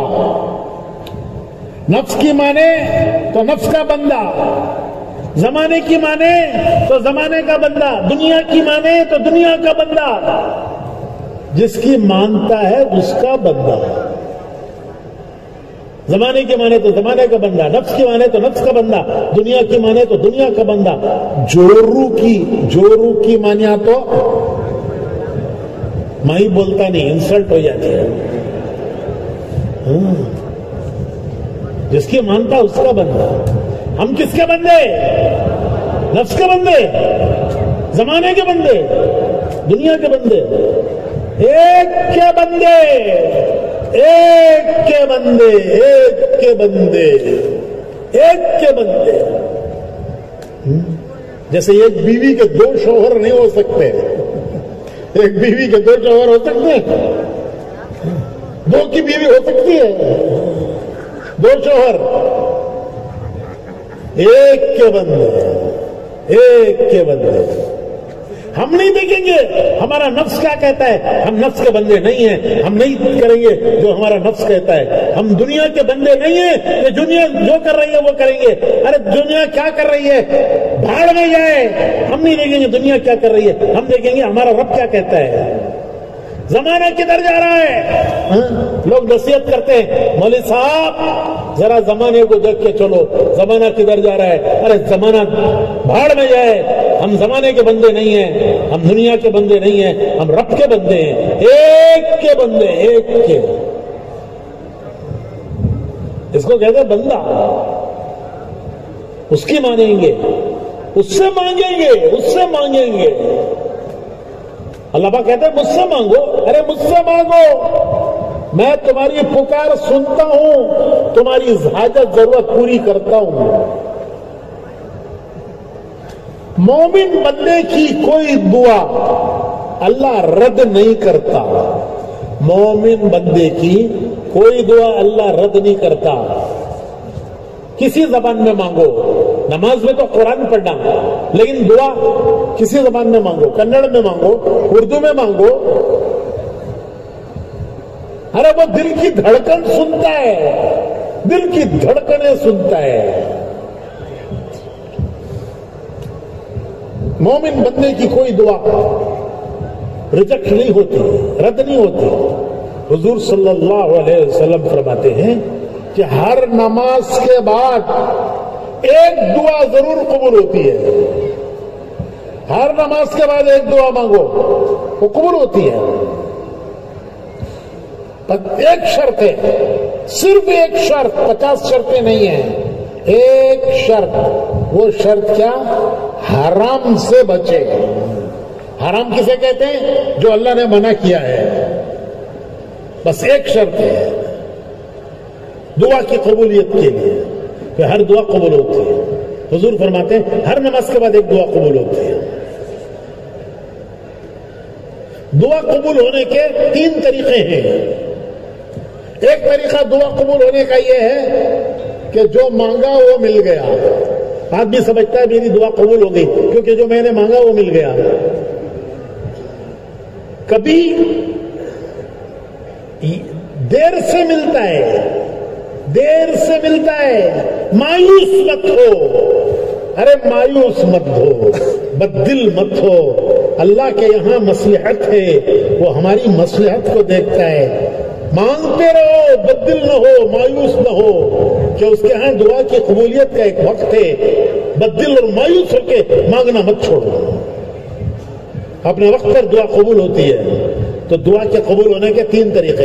ایک طریقہ یہ جو مانگا وہ مل گیا، آدمی سمجھتا ہے میری دعا قبول ہو گئی. دوسرا طریقہ یہ ہے کہ یہ نادانی سے ایسی چیز مانگ رہا ہے جو اس کے لیے مصیبت بنے گی. یہ نادان ہے، جانتا نہیں ہے، مانگ رہا ہے. اللہ جانتے ہیں کہ یہ جو مانگ رہا ہے یہ مصیبت مانگ رہا ہے. وہ نہیں دیتے، اس کا کوئی بدل دیتے ہیں، یا اس دعا کی برکت سے کوئی آنے والی بلا مصیبت کو اللہ ٹال دیتے ہیں. کوئی بڑی بلا مصیبت آنے والی تھی، دعا کی برکت سے جو دعائیں مانگی اس کی برکت سے اللہ نے اس مصیبت کو ٹال دیا. آسمان سے وہ آنے والی بلا دنیا کی کوئی طاقت ٹال نہیں سکتی. وہ مومن بندے کی دعا اسے ٹال دیتی ہے. تو کبھی وہ نہیں دیتے جو مانگ رہا ہے. کیوں؟ کہ یہ مصیبت مانگ رہا ہے. اللہ جانتے ہیں کہ یہ دینا اس کے حق میں مفید نہیں ہے. مثال، ایک آدمی گائے بکریاں چرانے جنگل گیا، جنگل میں گائے بکریاں چرنے لگی، شام کو جب وہ ان کو جمع کرنے لگا گھر لانے کے لیے تو کیا دیکھتا ہے کہ ایک گائے کو کسی نے مار دیا، پھاڑ دیا، مر گئی وہ۔ اسے بڑا رنج ہوا، کتنی اچھی گائے، ایسا دودھ دیتی تھی، پورے بچے پیتے تھے، پھر بھی بچتا، بیچ کر بھی میرے کام چلاتا، ایسی گائے کو کس نے پھاڑا؟ اسے بڑا رنج ہوا، وہ غصے میں آ کے کہنے لگا کہ اے اللہ، جس نے میری گائے کو مارا ہے اسے لا کے میرے سامنے کھڑا کر، جس نے میری گائے کو مارا ہے اسے لا کے میرے سامنے کھڑا کر، اللہ تجھے قسم دیتا ہوں کہ جس نے میری گائے کو مارا لا کے میرے سامنے کھڑا کر۔ دعا قبول ہو گئی، شیر آ کے کھڑا ہو گیا۔ شیر اس نے پھاڑا تھا گائے کو، وہ خون پی کے اپنا کام کر کے چلا گیا۔ تو نے تو قسم دی اللہ کو کہ اللہ جس نے میری گائے کو مارا اسے لا کے میرے سامنے کھڑا کر لے، تیری دعا قبول ہو گئی۔ شیر آگے کھڑا گیا، اب کیا کرتا ہے؟ تو کیا ٹیپو سلطان نے تلوار لے کو لڑتا ہے؟ تو انسان بعض مرتبہ نادانی سے ایسی چیز مانگتا ہے جو مصیبت بن جاتی ہے، لیکن اللہ وہ نہیں دیتا۔ مہربان، واللہ رؤوف بالعباد، اپنے بندوں پر بڑا مہربان اللہ، وہ نہیں دیتا لیکن اس کا کوئی بدل دیتا ہے، یا اس دعا کی برکت سے اس پر آنے والی کوئی بلا مصیبت، کوئی بلا آنے والی تھی، مصیبت آنے والی تھی، دعا کی برکت سے وہ ہٹ گئی، یہ سمجھ رہا ہے میری دعا قبول نہیں ہوئی۔ تیسرا طریقہ یہ ہے کہ اللہ پاک اس کے بدلے قیامت میں دے گا کہ میرے بندے تو نے دعا مانگی تھی، میں نے قبول کر لی تھی، آج بدلہ لے۔ تو بندہ کہے گا کاش بدلے آج ملتے، دنیا میں تھوڑا میرا ختم ہو گیا، آج بہت مل رہا ہے، کبھی ختم نہیں ہوگا۔ میرے بھائیوں، کیسا پیارا اللہ، کیسا پیارا اللہ، اور ہم کیسے نمک حرام اس کے بندے ہیں۔ باپ کی بات بیٹا نہ مانے تو باپ کہتا ہے نمک حرام چاہیے۔ تو پیارا اللہ جس نے سب کچھ دیا، سب کچھ دیا، یہ ہے لا الہ الا اللہ، اللہ سے رشتہ بندگی کا کہ وہ ہمارا رب ہے، ہم اس کے بندے ہیں۔ کیا کریں گے؟ وہ نہیں کریں گے جو دنیا کر رہی ہے، ہم نہیں دیکھیں گے دنیا کیا کر رہی ہے، ہم نہیں دیکھیں گے زمانہ کیا کر رہا ہے، ہم دیکھیں گے ہمارا رب کیا کہتا ہے۔ یہ ہے مسلمان، یہ ہے مسلمان، وہ حکم دیکھتا ہے اللہ کا، طریقہ دیکھتا ہے رسول اللہ کا۔ غریب بھی، امیر بھی، غربت میں بھی، مالداری میں بھی، خوشی میں بھی، غم میں بھی، بیماری میں بھی، صحت میں بھی، جوانی میں بھی، بڑھاپے میں بھی، ہمارا راستہ ہے لا الہ الا اللہ محمد۔ حکم دیکھنا اللہ کا ہر حال میں، غریبی میں، امیری میں، دکھ میں، سکھ میں، بیماری میں، صحت میں، جوانی میں، بڑھاپے میں، ہم حکم دیکھیں گے اللہ کا، طریقہ دیکھیں گے پیارے رسول صلی اللہ علیہ وسلم کا۔ اس پر چلنے والے کا نام ہے مسلمان۔ یہ ہے لا الہ الا اللہ محمد، یہی تبلیغ ہے، یہی تبلیغ ہے۔ اور تبلیغ اور کچھ کوئی نئی چیز نہیں ہے، کوئی نئی چیز نہیں لائے ہیں، تبلیغ یہی ہے کہ بھائی یہ ہمارا راستہ ہے، اس پر ہمیں آنا ہے اور اس پر حضور کی امت کو لانا ہے، خود اس راستے پر آنا ہے۔ دوسرا کام، پہلا کام خود راستے پر آنا ہے۔ ہمارا ایک راستہ ہے، ہمارا ایک راستہ ہے۔ ہم آئے ہیں جنت سے، ہم آئے ہیں جنت سے، جانا کہاں ہے بھائی؟ ارے بولو، ہمارے بابا آدم علیہ السلام کہاں سے آئے؟ جانا کہاں ہے؟ جنت سے آئے ہیں، جانا ہے جنت میں۔ راستہ کیا ہے؟ راستہ کیا ہے؟ ایک آدمی ہائی وے پر گیا، اب اسے نہیں معلوم بنگلور کدھر جاتا ہے، شولاپور کدھر جاتا ہے، شولاپور کدھر جاتا ہے، ایک طرف گئے تو شولاپور نہیں، اور ایک طرف گئے تو بنگلور۔ اب اسے معلوم نہیں بنگلور کدھر شولاپور کدھر۔ وہاں ہائی وے میں کھڑ کر پوچھا، ایک صاحب سوٹ کوٹ ٹائی پہننے کو کھڑے ہیں، بڑے جینٹل مین، ان سے پوچھا بھائی صاحب بنگلور کو کون سا راستہ جاتا ہے، ادھر جانا کہ ادھر جانا، رائٹ کو جانا کہ لیفٹ کو جانا؟ تو انہوں بولے مولوی صاحب دنیا گول ہے، کدھر تی بھی جاؤ بنگلور کو پہنچ جاتی، دنیا گول ہے، کہیں ساتھی بھی جاؤ بنگلور کو پہنچ جاتی۔ ارے پہنچ جاتا ہے، جتنا چلے گا منزل سے دور جائے گا، ارے جتنا چلے گا منزل سے دور جائے گا۔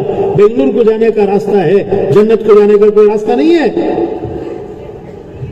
جنت کا راستہ ہے لا الہ الا محمد رسول، یہ ہے تبلیغ، یہ ہمارا راستہ، اس پر آنا ہے، دنیا کو اس پر لانا ہے، حضور کی امت کو حضور کے راستے پر لانا ہے، یہ اس امت کا کام ہے۔ دوسروں کو راستے پر لانے کا کام نبیوں کا تھا، اللہ نبیوں کو بھیجتا ہی تھا اپنے بندوں کو راستے پر لانے کے لیے۔ لِتُخْرِجَ النَّاسَ مِنَ الظُّلُمَاتِ إِلَى النُّورِ، ہم نبیوں کو بھیجتے ہیں تاکہ لوگوں کو اندھیروں سے نکالیں۔ کون سے اندھیرے؟ گناہ کا اندھیرا، نافرمانی کا اندھیرا، گناہوں کا اندھیرا، نافرمانیوں کا اندھیرا، نفس کا اندھیرا، نفس بڑا اندھیرا ہے۔ ہم اللہ پاک فرماتے ہم نبیوں کو بھیجتے ہیں انسانوں کو اندھیروں سے نکالنے اور ایمان میں لانے، نور میں لانے۔ وہ سلسلہ بند ہو گیا، اب نبی نہیں آئیں گے، ہمارے پیارے نبی آخری ہیں، تو کیا دنیا کو اندھیروں میں بھٹکنے کے لیے چھوڑ دیں گے؟ اس کے لیے نبی آتے تھے، اب نہیں آئیں گے۔ بندوں کو اندھیروں سے نکالنے آتے تھے، گناہوں سے نکالنے آتے تھے، نافرمانیوں سے نکالنے آتے تھے، اب وہ نبی نہیں آئیں گے تو کیا انسانوں کو چھوڑ دیں گے؟ پھر کون کرے گا؟ کون کرے گا؟ تو میرے بھائیو، حضور نے اپنے آخری حج میں امت کو یہ کام سپرد کیا۔ حضور نے اپنے آخری حج میں اس امت کو یہ کام، پوری امت کو حضور نے یہ کام سپرد کیا۔ حج میں صحابہ جمع ہوئے، صحابہ کا مجمع، یہ اجتماع کس کا ہے؟ بیجاپور ضلع کا۔ ماشاء اللہ ہمارے باگل کوٹ، وہ بھی پورا ضلع یہاں آ گیا ہے۔ اللہ کی مصلحت ہے، اس کی مصلحت کو ہم نہیں سمجھتے۔ ان کے یہاں کل بارش ہو گئی، ان کا اجتماع ہونا تھا، نہیں ہوا۔ بہت روئے وہ لوگ، بہت روئے کہ ہم اتنی محنت کریں، اتنا خرچہ کریں، اتنی محنت کریں، ہمارا اجتماع نہیں ہوا، اب تک بھی رو رہے ہیں۔ لیکن یہ رونا بھی بہت بڑی دولت ہے۔ ارے اللہ کو رونا پسند ہے، رونے والے پسند ہیں۔ یہ باگل کوٹ والوں کو کیا پتا کہ ان کے رونے پر ان کو وہ ملا جو اجتماع ہونے پر بھی نہ ملتا۔ ارے باگل کوٹ والوں بھائیو، تمہیں تمہارے رونے پر وہ مل گیا جو تمہارا اجتماع ہوتا تبھی نہ ملتا، اور تمہارا اجتماع آج بیجاپور میں ہو گیا۔ یہ سارا باگل کوٹ یہاں آیا ہوا ہے، جمکنڈی، باگل کوٹ، کہاں کے سب لوگ یہاں آ گئے ہیں، اور وہاں کل روئے پوری رات روئے۔ تو رونے پر وہ مل گیا جو اجتماع ہوتا تو بھی نہ ملتا۔ اللہ کو بندے کا رونا پیارا ہے، اللہ کو بندے کا رونا پیارا ہے۔ تو میں کہہ رہا تھا کہ حضور نے آخری حج کیا، آخری حج، اس کا نام ہے حجۃ الوداع۔ اور صحابہ کو جمع کیا. صحابہ کا اجتماع کس کا؟ صحابہ کا. اور بیان کس کا؟ خطبہ کس کا؟ حضور کا. جگہ میدان عرفات. عرفات کا میدان، صحابہ کا اجتماع، حضور کا خطبہ.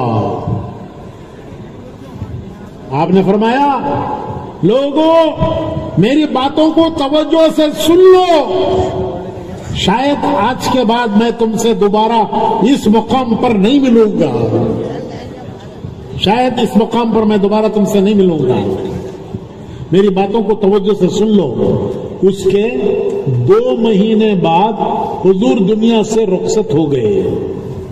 2 مہینے کے بعد حضور دنیا سے چلے گئے.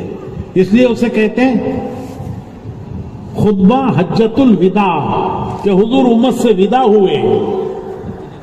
آپ نے فرمایا صحابہ سے پوچھا عرفات کا میدان، رحمت کی پہاڑی، اس پہاڑی سے حضور نے خطبہ دیا.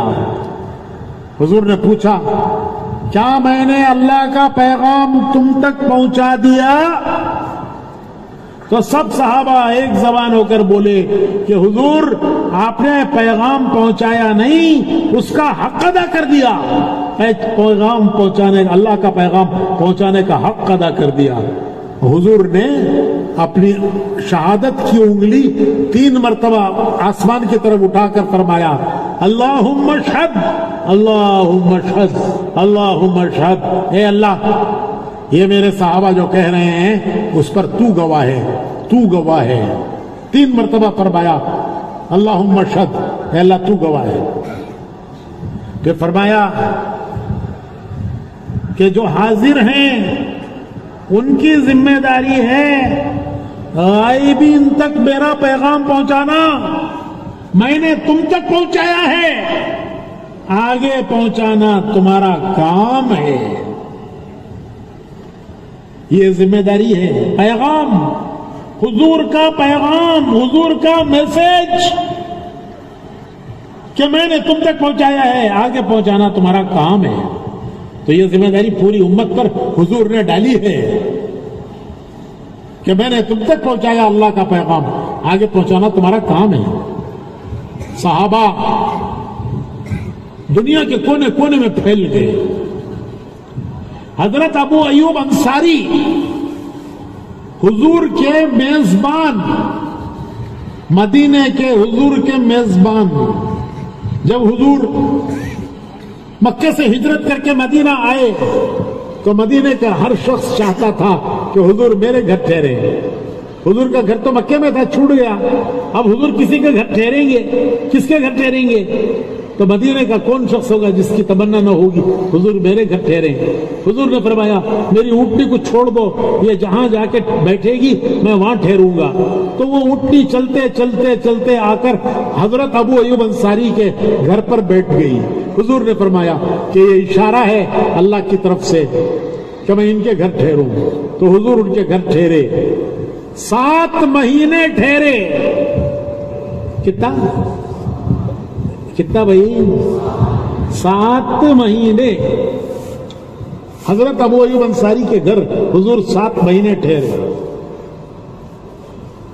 اس دوران مسجد نبوی بنی، حضور کی بیویوں کے حجرے بنے، پھر حضور ان میں منتقل ہو گئے.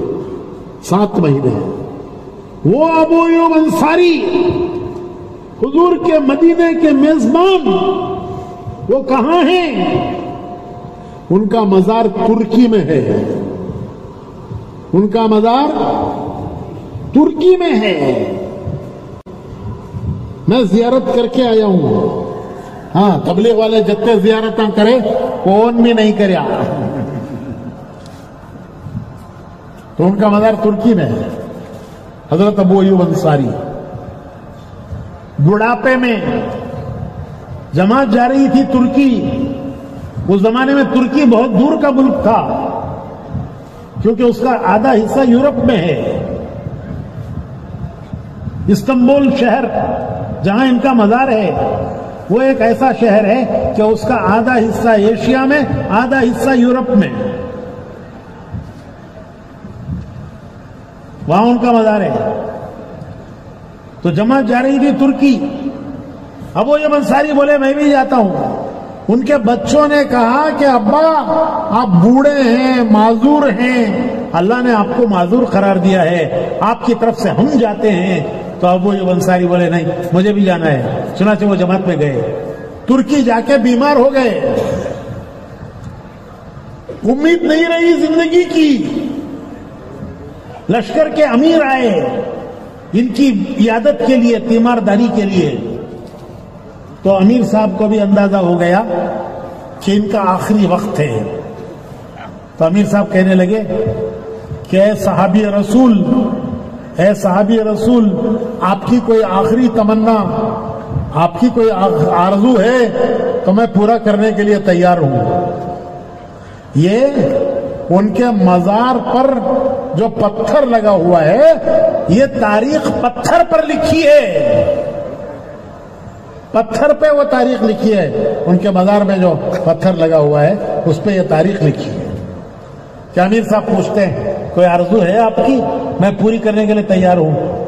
تو حضرت کیا کہتے ہیں؟ ارے کیا کہتے ہیں ابو ایوب انصاری؟ کہتے ہیں کہ میری آرزو ہے کہ میرا انتقال ہو جائے تو میری میت کو بھی اللہ کے راستے میں لے کر چلو، اور تمہاری جو منزل ہو وہاں مجھے دفن کرنا. انتقال ہو گیا. ان کی وصیت کے مطابق ان کو لے کے چلے. استنبول منزل تھی، وہاں قلعے کے نیچے ان کو دفن کیا حضرت ابو ایوب انصاری کے. یہ تاریخ ان کے مزار میں پتھر پتھر پر لکھی ہے. بھائیو، ان کو حق تھا. وہ یہ کہتے کہ مجھے مدینہ واپس بھیج دو، زندگی کے آخری دن مدینے میں گزار لوں گا. وہ ان کا گھر ہے، ان کے مہمان حضور وہاں آرام کر رہے ہیں. تو ان کو حق تھا کہ یہ کہتے کہ مجھے بھیج دو، لیکن کیا کہتے ہیں کہ میری میت بھی اللہ کے راستے میں چلاؤ. ارے یہ قربانیاں تھیں ان کی. دنیا میں دین پھیلا، دنیا میں دین پھیلا. اگر وہ مکہ مدینے میں بیٹھ جاتے تو ہم تک کون دین پہنچ جاتا؟ علماء نے لکھا ہے کہ 10,000 صحابہ کے مزارات کی نشانیاں مکہ مدینے میں ملتی ہیں. باقی لاکھوں کہاں گئے؟ دنیا کے کونوں کونوں میں پہنچ کر انہوں نے اپنی خبریں بنا لی. ان کی سب سے بڑی قربانی مکہ مدینہ جیسی بستیاں چھوڑی دین کے لیے. آج ہمیں ہڈیاں نہیں چھوڑ رہی. کیا نہیں چھوڑ رہی؟ ارے کیا نہیں چھوڑ رہی بولو جی. ہڈیاں بولتے تمہارے یہاں ہڈی کیا بولتے تھا؟ چھڑیاں کو کیا بولتے؟ 150 ہڈیاں. کیسے ہڈیاں؟ 150 ہڈیاں. جا رہے 4 مہینے کا تو نہیں حضرت، کیسا ہڈی چھوڑنا، سڑ گئی وہ. ان کی قربانیاں ارے مکہ مدینہ چھوڑ کے دنیا کے کونوں کونوں میں چلے گئے. استنبول میں کئی صحابہ کے مزار ہیں، کئی صحابہ کے. ایک عالم استنبول کے، انہوں نے ہمیں زیارتیں کرائی. ہم گئے زیارتیں کرنے صحابہ کے مزارات کی. کئی مزارات صحابہ کے استنبول میں، دنیا کے کنارے میں. وہ عالم ایک قصہ سنانے لگے. انہوں نے سنایا کہ ایک جماعت آئی. وہ اس جماعت میں ایک بڑے میاں تھے، بوڑھے. وہ یہاں آ کے بیمار ہو گئے، ان کا انتقال ہو گیا. تو ان کا معاملہ قاضی کے پاس گیا کہ ایک اجنبی مسافر ہے، باہر پردیسی، اس کا انتقال ہو گیا ہے، اسے کہاں دفن کرنا؟ تو قاضی کے پاس معاملہ گیا. وہاں کا قاضی جج ہوتا ہے، جج اختیار ہوتا ہے اسے جج کی طرح. ہمارے یہاں قاضی کا تو نکاح پڑھانا، میت پڑھانا، دو کام. نکاح پڑھانا، मैयत पढ़ाना, वहां का काजी जज, तो काजी के पास मामला गया, काजी ने केस बनाया और पूरी तहकीक की, फिर केस बनाकर फैसला लिखा। उसने ये लिखा, वो मौलाना बता रहे थे वहां के इस्तांबुल के, तो उसने केस लिखा कि ये मरहूम, इन पर अल्लाह की रहमत हो, ये हमारे मुल्क में किस लिए आए? तो उन्होंने लिखा कि जिस काम के लिए हजरत अबू अयूब अंसारी आए थे, ये मरहूम उसी काम के लिए हमारे यहां आए हैं। जिस काम के लिए हजरत अबू अयूब अंसारी हमारे मुल्क में आए थे, उसी काम के लिए ये मरहूम हमारे मुल्क में आए, लिहाजा इनको अबू अयूब अंसारी के कब्रिस्तान में उनके पड़ोस में दफन करो। परदेसी मुसाफिर, किसने जज के दिल में डाला कि ये उस काम के लिए आए जिसके लिए अबू अयूब अंसारी आए थे, लिहाजा इनको उनके कब्रिस्तान में दफन करो। वो आलिम कहने लगे कि बड़े बड़े अमीर वजीर तमन्ना करते हैं कि हमें अबू अयूब अंसारी के कब्रिस्तान में जगह मिले, लेकिन मिलती नहीं है। इस परदेसी मुसाफिर को वहां दफन करने के लिए जज ने फैसला किया, ये किसने उसके दिल में डाला? तो भाइयों, ये वही काम है जो वहां से चला है, वहां से चला है, मदीने से हम तक पहुंचा है। ये अल्लाह का कितना बड़ा करम है, कितना बड़ा एहसान है कि एक काम हमारे प्यारे नबी का वो हम तक अल्लाह ने पहुंचाया है। अब हमारी जिम्मेदारी है कि हम कितना उस काम को लेते हैं, कितना उसके लिए जान माल लगाते हैं। हक ये है कि सब लगाओ उसके लिए, जैसे साहबा ने लगाया, सब कुछ लगा दिया, लेकिन हम कमजोर हैं, हमारे बस में इतना नहीं है। तो मौलाना इलियास साहब ने एक सिंपल प्रोग्राम दिया, सिंपल प्रोग्राम, देखो एक सादा आसान रास्ता बताया, अपनी तरफ से नहीं, कुरान हदीस से। कुरान हदीस से वो क्या बताया? वो ये बताया कि भाई तुम अगर 10वां भी कर लोगे, तुम अगर 10वां भी कर लोगे तो नाजात पा जाओगे। साहबा ने सब कुछ लगाया, तुम अपना 10वां भी लगा दोगे तो नाजात पा जाओगे। तो तीन बातें। मैं अभी अमेरिका से आ रहा हूं, हाँ 10-12 दिन हुए हैं मुझे अमेरिका से आए हुए। वहां 4 इज्तिमा थे अमेरिका में, 3 इज्तिमा थे कनाडा में, और हमारी जमात उन इज्तिमात में गई हुई थी। तो मैंने वहां, अल्लाह का शुक्र है कि उन मुल्कों में, ऐसी बेहयाई के मुल्क जहां मर्द मर्द से शादी करता है, औरत औरत से शादी करती है और लीगलाइज है, रजिस्टर होता है, ऐसे मुल्कों में अल्लाह ने आज ये तबलीग का काम पहुंचाया। इस तबलीग के काम को अल्लाह ने दुनिया के किनारों तक पहुंचाया। हम वहां इज्तिमात करके आ रहे हैं, 7 इज्तिमा, 4 अमेरिका में, 3 कनाडा में। तो मैं वहां उन सबसे एक बात कहता था, वही बात मैं आपसे भी कहता हूं। मैं उनसे कहता था कि तुम्हारी अंग्रेजी एक तरफ रहने दो, मेरी उर्दू में बोलो। बयान तो मैंने अंग्रेजी में किया क्योंकि बेचारे समझना ना उन्होंने। मैं बोले 3 चीजें मैं उर्दू में बोलता हूं, तुम्हें भी उर्दू में बोलो, वोच मैं तुमना भी बोलता हूं, तुम्हें भी बोलो, दोहराओ मेरे साथ। सालाना बोलो, माहाना, रोजाना। सालाना, माहाना, रोजाना।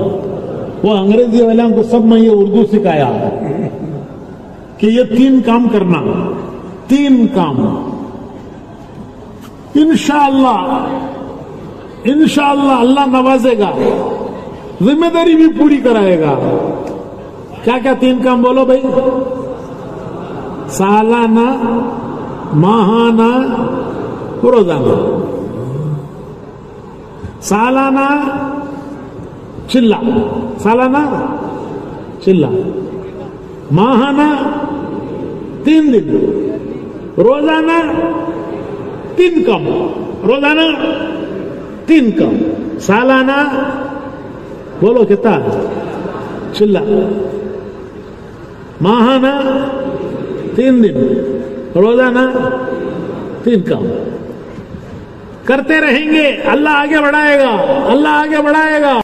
اس کو سنیں گے، اللہ کی بات میں نور، حضور کی بات میں نور، وہ نور دل میں آئے گا تو عمل کرنا آسان ہو جائے گا.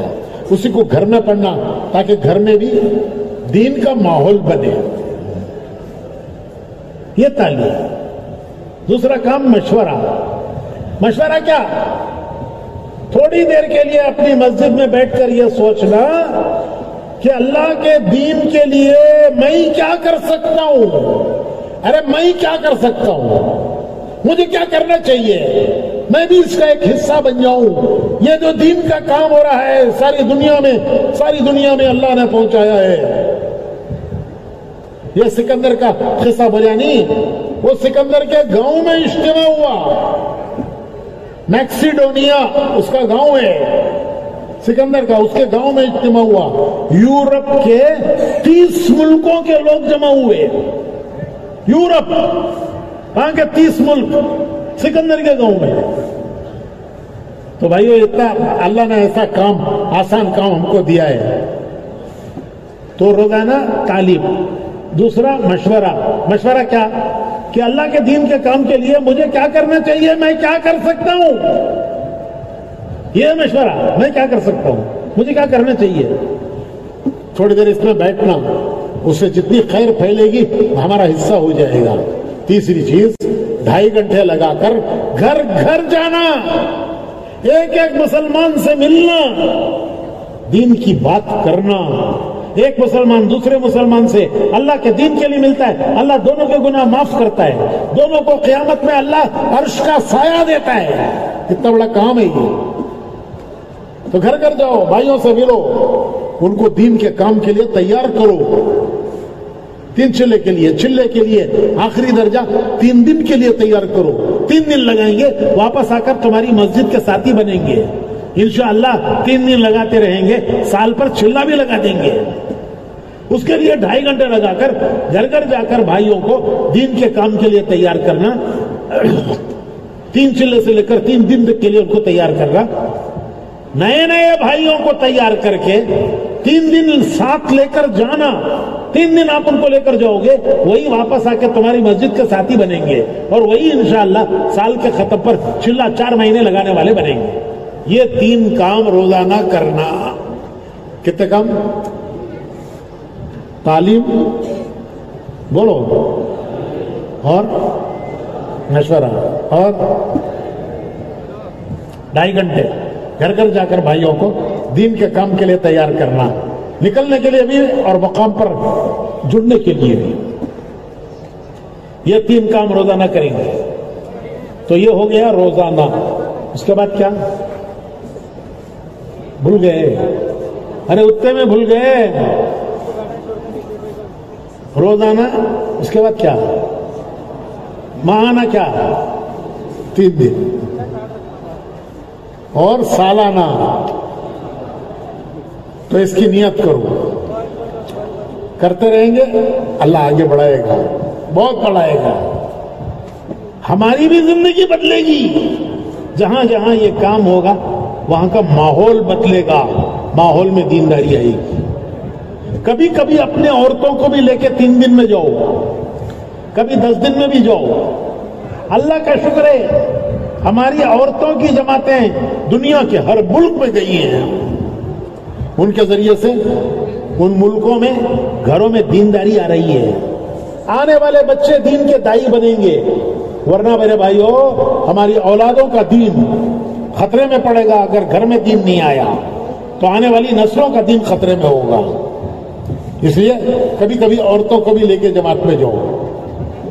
اور اپنے چھوٹے بچوں کے لیے تبلیغ میں تو نہیں لے جاتے بچوں کو، ان کے لیے مکتب کا انتظام کرو. مسجدوں میں اسکول جائے بچہ، میں منع نہیں کرتا، لیکن 1 گھنٹہ صبح میں یا شام میں مسجد میں قرآن سیکھے، دین سیکھے.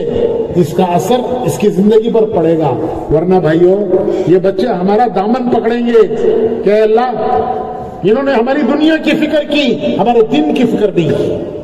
اس کے لیے بھائیوں تمام مسجدوں میں مکتب کا انتظام کرو, محلے کے بچوں کو وہاں لاؤ, ان کو قرآن سکھاؤ, دین سکھاؤ. اسکول سے پہلے یا بعد اس کا انتظام کرو. اسے دینی ماحول بنے گا. اس سب کو وجود میں لانے کے لیے ایک بار ہمت کر کے 4 مہینے لگاؤ, ملکوں میں جاؤ, پیدل جماعتوں میں جاؤ. اللہ قبول کرے, اللہ آسان کرے. ہزاروں دے رہے ہیں, اللہ ہمیں بھی اس کے لیے قبول فرما لے. کیوں بھائی سب نیت کرتے 4 مہینے کی؟ ایک بار 4 مہینے لگائیں گے. کون کون لگائیں گے؟ ذرا کھڑے ہو جاؤ, کھڑے ہو جاؤ, کھڑے ہو جاؤ. جلد سے جلد انشاءاللہ 4 مہینے لگائیں گے. کھڑے ہو جاؤ, کھڑے ہو جاؤ. ارے اللہ کو کتنا پیار آئے گا, کتنا اللہ کو پیار آئے گا کہ میرے بندے میرے دین کے کام کے لیے اپنی جان مال لے کر چلنے شوق سے کھڑے ہو گئے. اللہ کتنا خوش ہوگا کہ میرے بندے میرے کام کے لیے اپنی جان مال لے کر کھڑے ہو گئے. کتنا اللہ کو پیار آئے گا. اللہ سب کو قبول فرمائے, سب کو قبول فرمائے, سب کی جان مال آسان فرمائے, نکلنا آسان فرمائے. سب کھڑے ہو گئے ماشاءاللہ, سب کے سب. ارے ایک بار کھڑے ہو جاؤ, ایک بار کھڑے ہو جاؤ. بندہ نیت کرتا ہے, اللہ پورا کرتا ہے. بندہ ارادہ کرتا ہے, اللہ مدد کرتا ہے. ہم ارادہ نہ کریں تو اللہ کو کیا ضرورت ہے؟ ہاں ہم ارادہ کریں پھر اللہ کی مدد کا وعدہ ہے. اللہ قبول فرمائے. اچھا یہ بتاؤ, اتنے بڑے مجمع کے نام کیسا لکھنا؟ اتنے بڑے مجمع کے نام کیسا لکھنا بھائی؟ میں ایک آسان راستہ بتاتا ہوں. اپنی ولم يولد ولم يكن له كفوا احد. يا حنان يا منان يا بديع السماوات والارض يا ذا الجلال والاكرام يا ذا الجود والكرم يا ذا المن والعطاء والاحسان. اللهم احسن عاقبتنا في الامور كلها واجرنا من خزي الدنيا وعذاب الاخره. توفنا مسلمين والحقنا بالصالحين. توفنا مسلمين والحقنا بالصالحين. يا صديق المشرقين ومنتهى العالمين والمقرب عن المطرودين والمرمي عن المظلومين ومجيب دعاء المسرين ومجيب دعاء المسرين. يا كاشف الكرب يا إله العالمين يا إله العالمين. منزول بك كل حاجة, منزول بك كل حاجة, منزول بك كل حاجة. اے اللہ ہمارے گناہوں کو معاف فرما, ہماری خطایا سے درگزر فرما. چھوٹے گناہوں کو بھی معاف فرما, بڑے گناہوں کو بھی معاف فرما.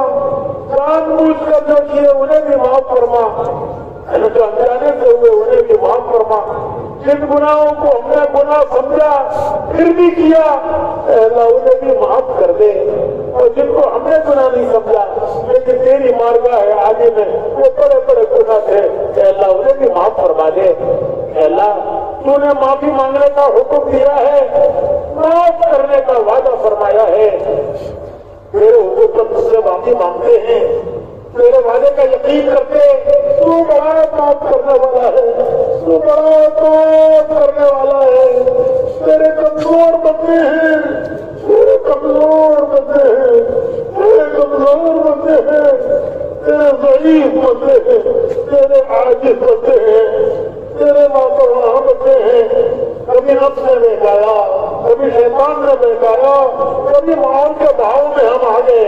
اے اللہ ہم نے تیرے حکم چھوڑے ہیں، تیرے نبی کے طریقے چھوڑے ہیں، سر کا پیر قصوروار ہیں، ہمارا بال بال قطع کر ہے، روح مجرم ہے، تیری بارگاہ میں آئے ہیں، اپنے گناہوں کا اقرار کرتے ہیں، اپنے گناہوں کا اقرار کرتے ہیں، اس سے معافی کی بھیک مانگتے ہیں۔ ہمیں معاف کر دے، ہمارے گھرانوں کو معاف کر دے، ہماری نسلوں کو معاف کر دے، پوری امت کو معاف کر دے، پوری امت کو معاف کر دے۔ تیرے پیارے نبی کی امت پوری دنیا میں پریشان ہے، اے اللہ ان پریشانیوں سے اس امت کو نکال لے، اپنی رحمت کی چادر ڈال دے، اپنی غضب کی چادر اٹھا لے، اپنی رحمت کی چادر ڈال دے۔ اے اللہ پریشان حالوں کی پریشانیاں دور فرما دے، پریشان حالوں کی پریشانیاں دور فرما دے۔ اے اللہ مقروضین کے قرضوں کی ادائیگی کی غیب سے صورتیں پیدا فرما دے، جو ناحق مقدمات میں اے اللہ پھنسے ہوئے ہیں ان کی خلاصی کی غیب سے صورتیں پیدا فرما دے۔ اے اللہ ہماری حاجتوں کو، ہماری ضرورتوں کو تو ہم سے زیادہ جانتا ہے، ہماری حاجتوں کو، ہماری ضرورتوں کو تو ہم سے زیادہ جانتا ہے۔ تو نے ہی حاجتیں پیدا کی ہیں، تو ہی پورا کرنے والا رب ہے۔ ہماری دنیا کی حاجتیں بھی پوری فرما، آخرت کی حاجتیں بھی پوری فرما، دنیا اور آخرت کی ذلت اور رسوائی میں حفاظت فرما، دنیا اور آخرت کی عزت اور سرخروئی نصیب فرما، سارے کی عافیت مقدر فرما۔ اے اللہ اپنے اپنے وقت پر حسن عاقبہ نصیب فرما، سوئے فاطمہ سے حفاظت فرما، قبر کے عذاب سے حفاظت فرما، جہنم کے عذاب سے حفاظت فرما، حساب کی سختیوں میں ہماری مدد فرما، جنت الفردوس کا داخلہ ہمارے لیے آسان فرما دے۔ اے اللہ ہمارے لیے آسان فرما دے، ہمارے لیے آسان فرما دے۔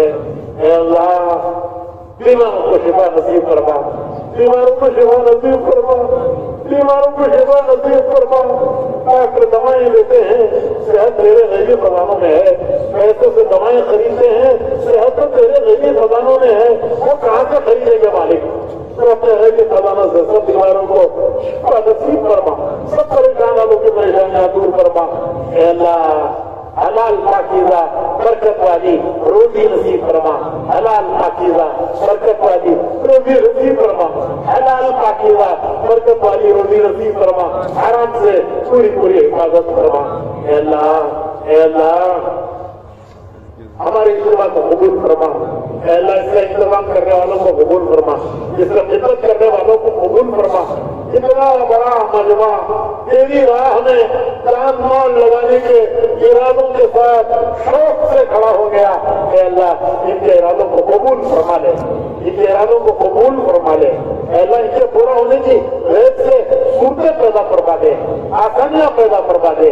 اے اللہ جس کرم سے تو نے ہمیں ایمان دیا، تو نے دیا اپنے کرم سے دیا، تیرے پیارے نبی کی امت میں پیدا کیا، اپنے کرم سے پیدا کیا، اسی کرم سے تو ہمیں اپنا بندہ بنا لے، اپنا بندہ بنا لے۔ اے اللہ تو ہم سے راضی ہو جا، تو ہم سے راضی ہو جا، ہمیں اپنے سے راضی کر دے، تو ہمارا بندہ ہمیں اپنا بنا لے۔